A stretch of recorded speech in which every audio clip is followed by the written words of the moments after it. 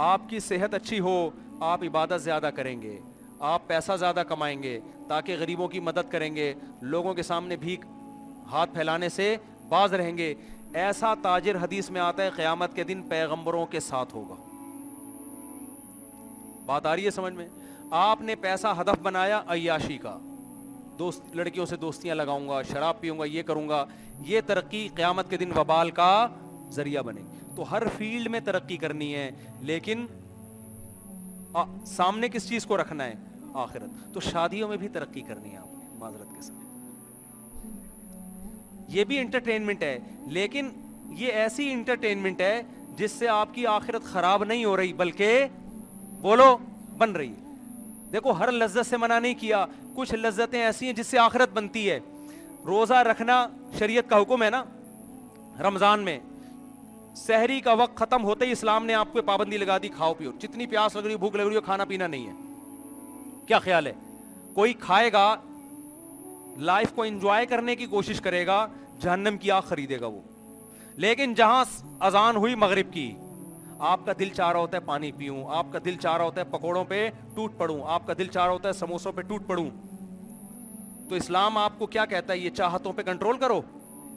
بولتے کیوں نہیں؟ چپ بیٹھے ہوئے، چپ بیٹھے شادی کیا کرو گے یار تم لوگ؟ فوراً دل چاہتا ہے نا یہ پیو، وہ کھاؤ، یہ کھاؤ۔ اسلام بھی کیا کہتا ہے؟ کھاؤ۔ یہاں لذت کو پورا کرنا آخرت میں تنزل کا نہیں بلکہ ترقی کا ذریعہ ہے۔ سمجھتے ہو؟ یہ ایسا مزہ ہے جس مزے کو نہ لینے سے اللہ ناراض ہو رہا ہے۔ تو اسی طرح میرے بھائی یہ خوب سمجھ لو کہ زنا سے اللہ ناراض ہوتا ہے، نکاح ایک ایسی لذت ہے جس سے اللہ خوش ہوتا ہے۔ سمجھتے ہو نا؟ اگر آپ کا دل چاہتا ہے کسی لڑکی اچھی لگتی ہے، بہت سے لوگ کہتے ہیں کیسی باتیں مفتی صاحب کر رہے ہیں، حالانکہ ان کو بھی لگ رہی ہے، بہت سارے دل میں ان کے ہے کہ یار بالکل ٹھیک کہہ رہے ہیں، اپنے بارے میں ہر آدمی سوچ رہا ہے، تو اس کو نکاح کا پیغام بھیج دو۔ سمجھتے ہو؟ اس سے کیا کر لو؟ شادی کر۔ اس بارے میں کسی کی بھی سننے کی ضرورت نہیں، یہ اللہ نے رکھی ہے صلاحیت آپ کے اندر۔ نکاح کا پیغام بھیجو، کسی کے کہنے سے باز نہ ہو، اس سے شادی کر کے بیوی بنا کے گھر میں رکھو۔ دوبارہ آپ کا دل چاہتا ہے حقوق اس کے بھی ادا کرو، اگر مزید کے بھی ادا کر سکتے ہو آپ معذرت کے ساتھ یہ کام دوبارہ بولو نا کر لو۔ جس خدا نے ہمیں پیدا کیا اس کی طرف سے ہمیں کیا ہے؟ یہ پرمیشن۔ اس نے اس لیے پرمیشن دی ہے کہ اس کو پتا ہے کہ اگر تم لوگ یہ کام نہیں کرو گے، یہ لڑکیاں گھروں میں سڑیں گی، یہ برباد ہو جائیں گی۔ بیٹی کی پیدائش باپ کے لیے عذاب جان بن جائے گی، جو کہ بن چکی ہے۔ کیونکہ آپ کلچر سے پوچھتے ہیں، کلچر ایک آنکھ سے دیکھتا ہے۔ کلچر کیا کرتا ہے؟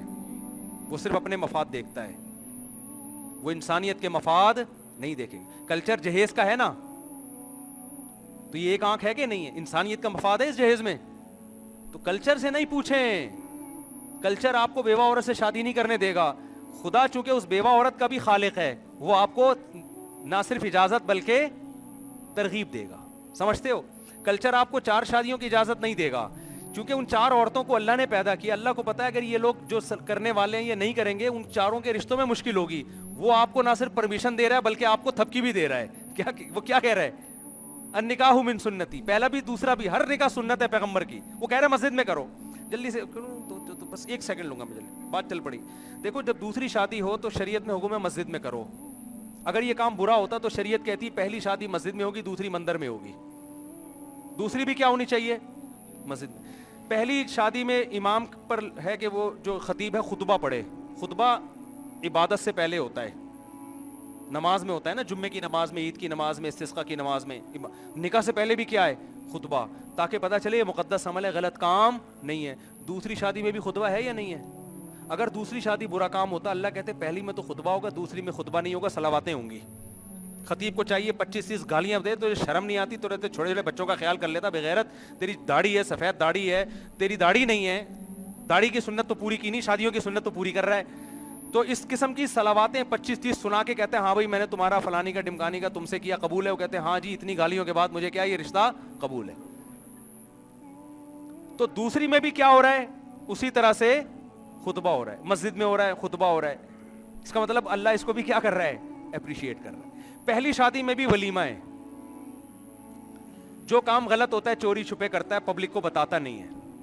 چرس پی رہا ہے, پبلک کو بتائے گا آج میں نے چرس پیا, آ جاؤ, یہ سارے لوگ آ جاؤ, آ جاؤ. نکاح ہمیشہ پیغمبروں نے جب بھی نکاح کیا ولیمہ کیا, کھلے عام پبلک کو کھانا کھلایا ہے. بارات اسلام میں نہیں ہے, ولیمہ ہے. تو پہلی شادی میں بھی ولیمہ ہے کہ بھائی اچھا کام کیا ہے, پبلک کو بتاؤ, سب کو جمع کر کے کھانا کھلاؤ, ہے نا. اور حدیث میں آتا ہے ولیمے کی دعوت کو بھی مت ٹھکراؤ. کسی نے شادی کی, تمہیں بلایا, دولہے کو اپریشیٹ کرو, جاؤ ولیمے میں, اپنے عمل سے بتاؤ بھائی خاندانی کام کیا, تبھی تو شرکت کرو دعوت میں. حدیث میں آتا ہے جس نے ولیمے کی دعوت ٹھکرائی اس نے میری نافرمانی کی. کیوں؟ آپ اس کو اپریشیٹ نہیں کر رہے شادی پہ. کھانا نہیں ہے اصل میں, تو یہ اپریشیٹ کرنا ہے. تو پہلی میں بھی ہے ولیمہ, دوسری میں بھی کیا ہے. اس کا مطلب اللہ پہلی پہ اتنا خوش ہو رہے ہیں اتنا ہی دوسری پہ بھی خوش ہو رہے ہیں. اللہ میاں کہہ رہے ہیں بھائی کیا ہے, پبلک کو جمع کر کے کھانا کھلاؤ, لیکن میں نے دولوں کی کانپیں ٹانگتی ہوئی دیکھی ہیں. پہلی پہ تو کھلا رہے ہوتے ہیں, دوسری پہ پھیکی پھیکی مسکراہٹ لے کے چھپتا ہوا 4 آدمیوں کو چھپڑ میں لے جا کے کھلا رہا ہوگا. تو اور بھی بہت کچھ ہے, وقت بہت زیادہ ہو گیا. یہاں بزرگ حضرات بھی بیٹھے ہیں, وہ غصے ہوں گے, یار کیسی ہماری جوانی میں یہ باتیں کرتے, اب کیا کریں. ایک بوڑھا مجھ سے ملا, کہنے لگا یار مجھے اس کا افسوس نہیں ہے کہ میں نے دوسری نہیں کی, مجھے اس کا افسوس ہے کہ آپ جیسا مجھے جوانی میں کیوں نہیں ملا. کہہ رہے ہیں یا تو اب بھی نہ ملتا نا, حسرت لیے بغیر دنیا سے چلا جاتا, اب کیوں ملے. تو دیکھو لوگ اس کو انٹرٹینمنٹ کا ذریعہ بنتے ہیں. بیوہ طلاق یافتہ عورتوں کی بھرمار ہے معاشرے میں. کوئی شادی دفتر کھول کے بیٹھا, اس سے جا کے پوچھو, مسائل لڑکوں کے ساتھ نہیں ہیں, مسائل کس کے ساتھ ہیں, لڑکیوں کے ساتھ ہیں. بیٹے پرابلم نہیں بنتے, بیٹیاں پرابلم بنتی ہیں. رشتے ہی نہیں ہے مارکیٹ میں, تو جو ہیں ان کو چاہیے کہ ایک کے بجائے 2-4 کا بوجھ اٹھا لیں وہ. اور یہ انٹرٹینمنٹ ایسی ہے جس سے اللہ ناراض بالکل بھی نہیں ہوگا, کیونکہ اللہ نے مرد اور عورت کو ایک دوسرے سے دور رہنے کے لیے پیدا نہیں کیا ہے, مرد اور عورت کو ایک دوسرے کے لیے پیدا کیا ہے. اور حدیث میں نکاح کی ترغیب ہے, فرمایا لا تکونوا کرہبان النصارى تزوجوا, عیسائیوں کے پادریوں کی طرح نہ بنو. پادری کہتے ہیں اللہ اللہ کریں گے بس بیٹھ کے, فرمایا نہیں, کثرت سے نکاح کرو, اولاد کثرت سے بڑھاؤ. یہ اولاد بڑھاپے میں آپ کے کام آئے گی, یہ خاندان آباد کرے گی, آپ کا رزق دے گا وہ اللہ. ناروے کا ویزا ریجیکٹ نہیں ہوگا, سمجھ رہے ہیں. تو آپ جو نوجوان ہیں, میں ان سے کہتا ہوں اللہ کا واسطہ انٹرنیٹ پر بیہودہ فلمیں دیکھنا چھوڑ دو, لڑکیوں سے دوستیاں لگانا چھوڑ دو. اللہ نے آپ کو حلال کا آپشن دیا ہے. لوگ کہتے ہیں میرے ابا نہیں مانتے, تو فحش فلمیں دیکھنے سے پہلے ابا سے پوچھ کے دیکھتے ہو کیا؟ یونیورسٹیوں میں لڑکیوں سے جو فرینڈ شپ کرتے ہو ابا سے پوچھ کے کرتے ہو؟ جب حرام میں ابا سے نہیں پوچھ رہے تو حلال میں بھی معذرت کے ساتھ, بہت سارے ابا یہاں بیٹھے ہوئے ہیں, لیکن ابا کو چاہیے اب باپ بنے نا, وہ خود اپنے بیٹے کو کہے بیٹا تو کما رہا ہے, تیری آمدنی کر لے یار. اور ابا کو بتایا کرو ابا اگر آپ مجھے شادی سے روکو گے تو جیسے آپ کے ابا اگر آپ کو شادی سے روکتے تو آپ میرے ابا نہیں بنتے, تو اللہ کا واسطہ مجھے بھی کسی اور کا ابا بننے سے نہ روکے. سمجھ رہے ہو نا, آپ کے دادا نے احسان کیا, آپ کے ابا کو آپ کا ابا بننا دے دیا, تو آپ کے ابا کو بھی چاہیے کہ وہ آپ کے پوتوں پہ احسان کرے, ان کو بھی مارکیٹ میں آنے سے نہ روکے. ابا روک رہے ہیں, وجہ کیا ہے؟ توکل ختم. ابا کہہ رہا ہے میرا بیٹا کما کے مجھے پیسے دے, بس اس کو اس کی فکر ہے. ابا کو بڑا دل کرو یار, اللہ رزاق ہے, ماں کی چھاتیوں میں دودھ اللہ پیدا کر رہا ہے, جو اتنے کمالات دکھا سکتا ہے اس کے حکم کو پورا کرو گے, وہ رزق کے دروازے کیوں نہیں کھولے گا تمہارے لیے؟ ایک بہو گھر میں آ جائے گی, 2 روٹی زیادہ پک جائے گی, کیا ہو جائے گا یار؟ کسی کی بیٹی کو کھلاؤ, دوسرے تمہاری بیٹیوں کو کھلائیں گے. اپنی بیٹیوں کے رشتوں کے لیے کشکول لے کے داماد تلاش کر رہے ہیں, اپنے بیٹوں کو کسی کی بیٹی سے شادی نہیں کرنے دیتے. کتنا بڑا ظلم ہے یہ. تو اس لیے نکاح کو معاشرے میں کیا کرو, خوب ہلکا, استخاروں کی بھیٹ نہ چڑھاؤ. استخارہ نکالا نہ آیا ہے, بکواس ہے یہ استخارہ, یہ وہ نہیں ہے جو پیغمبر نے سکھایا ہے, یہ بدعت ہے. ہمارے پیغمبر نے استخارہ نکال کے کتنی عورتوں کو ریجیکٹ کیا بھائی, کوئی بتاؤ. آپ کہہ سکتے ہو وہ تو وہی آتی تھی, کسی صحابی کا بتا دو استخارہ نکالا نہیں آیا تو نو کر دیا. نکلتا ہی نہیں استخارے میں کچھ, ایک تو شادی نہیں ہو رہی, اوپر سے استخارہ نکال دیا تو نہیں آیا. یہ آپ کا یہ کچھ بھی نہیں نکلتا. استخارہ دعا ہے, دعا میں اللہ جو بہتر ہے مقدر کر دے, بہتر نہیں ہے تو میرے دماغ کو ہٹا دے, مقدر نہ کر. تو کرنا وہی ہے جو کھوپڑی میں آ رہا ہے. اچھا رشتہ ہے تو استخارے میں نہ آئے ہاں کرنا ہے پھر بھی, کیونکہ وہ جو نہ اور ہاں آ رہا ہے وہ خدا کی طرف سے نہیں ہے, وہ آپ کے اپنے دماغ کا فطور ہے. اللہ نے کہیں بھی نہیں کہا کہ استخارے کی دعا مانگو گے تو خواب دکھاؤں گا میں تمہیں, یہ سگنل دوں گا, کہیں بھی نہیں کہا اللہ نے. یہ آپ نے بنایا ہوا ہے یہ آپ کا استخارہ. تو یہ فضول قسم کا استخارہ ہے جو آج کل مارکیٹ میں چل رہا ہے, اس کی کوئی حیثیت نہیں ہے. اچھا رشتہ آ گیا ہاں کرنا ہے, اچھا رشتہ نہیں ہے تو کیا کرنا ہے, نہ. ٹائم ویسٹ نہیں کرنا اپنا. میرے تو جب بھی شادی ہوئی ہے اللہ کا فضل ہے, ہم نے بولا ہاں کرو یا نہ کرو بھائی, ہمارے پاس ٹائم نہیں ہے. یہ پتہ نہیں کس کس طریقے سے شادیاں ہو رہی ہیں, لڑکی والے آ رہے ہیں لڑکے والے جا رہے ہیں. پھر ایجوکیشن, ایکچولی ابھی لڑکی کی ایجوکیشن کمپلیٹ ہوگی 2 سال میں بھی ہوگا, پھر ایجوکیشن, ٹوپی ڈرامے فضول قسم کی بکواس ہے یار. آپ بولو بھائی میرے پاس ٹائم نہیں ہے, میں مرد ہوں, میل ہوں, مجھے شادی کرنی ہے, آپ نے کرنی ہے ابھی ہاں کر دو اور شادی کی تاریخ دے دو. نہیں کرنی تو 6 مہینے بعد کرنی ہے, تو اس دوران میں رشتے تلاش کر رہا ہوں, اگر میری ہو گئی تو پھر آپ گئے, نہیں ہوئی رابطہ کر لینا. اس طرح کیا کرو, اتنا ٹائم نہیں ہے, زندگی بہت تھوڑی ہے. مجھے لوگ کہتے ہیں آپ اتنی عمر ہو گئی ابھی تک آپ شادیوں کرتے ہوئے شرم نہیں آتی. میں نے کہا بھائی اتنی عمر ہو گئی ہے اس لیے تو کہہ رہا ہوں کر لو جلدی جلدی, مرنے کے بعد یہ آپشن نہیں ہوگا, یہ عبادت کا آپشن نہیں ہوگا آپ کے پاس. تو اس لیے جوان لوگوں سے میں کہہ رہا ہوں کہ حرام کی طرف نہ جاؤ, اللہ حرام کے بارے میں قیامت کے دن سوال کرے گا. یعلم خائنۃ الاعین, آنکھوں کی خیانت کو بھی جانتا ہے وہ. ذرا سبھی کسی عورت کو بری نیت سے نظر اٹھا کے دیکھا, اللہ کہتے ہیں یہ بھی نوٹڈ, یہ بھی کیا ہے, نوٹ کر رہا ہوں میں, ایسے ہی تھوڑی. تو اس لیے نکاح کرو, اور یہ خامخواہ کا برداشت کرنے کی بھی ضرورت نہیں ہے. میرے پاس نوجوان آتے ہیں 30-30 سال کے جوان آدمی آ کے کہے گا یار بس میں پڑھائی میں برداشت کر رہا ہوں, میں کسی عورت کو نہیں دیکھتا. میں نے کہا اتنی برداشت کیوں کر رہے ہو, دیکھو ایک آدمی کو بھوک لگ رہی ہے, جیب میں پیسے ہیں, تو بھوک برداشت کرنے کی کیا ضرورت ہے, پراٹھا خریدے کھائے, کیا ہو گیا.